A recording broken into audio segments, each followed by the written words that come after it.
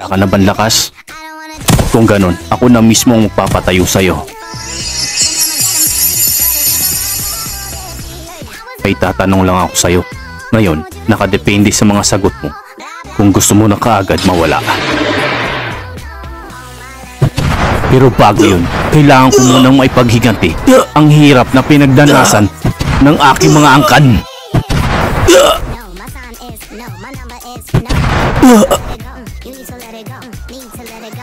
Ngayon sumagot ka.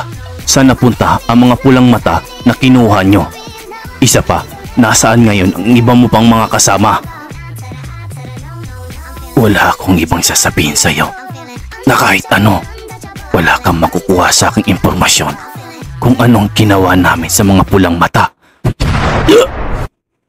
Kung ganon, magiging katulad ka ng mga kasamahan mo na tinapos ko na. Hindi na importante sa akin kung magsasalita ka o hindi. Dahil madali na lang sa akin na tapusin kayo.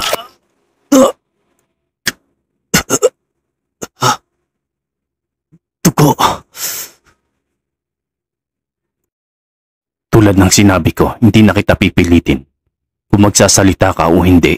Dahil sa pagkakataong ito, mas gusto na kitang tapusin na kaagad sa pamamagitan ng judgment chain ko.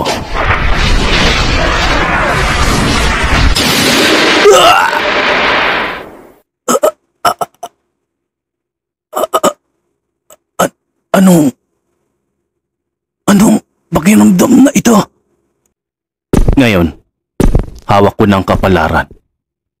Kung magtatagal ka pa o hindi na, hindi ko na to patatagalin pa. Kurapi ka! Gon! Kurapi ka! Killua!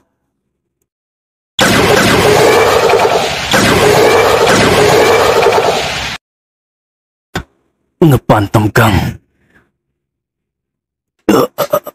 Paanong nangyari ito? Di ko akalain. Si Peyton pala ang tihado. Batang kung magkamit ng kadena.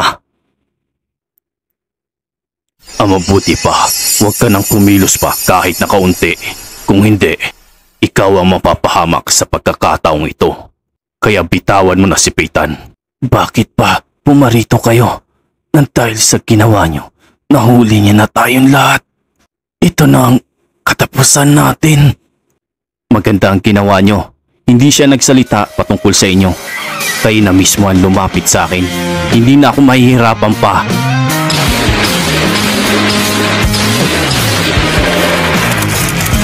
Palaing mahuhuli ko kayo sa hindi inaasahang pagkakataon.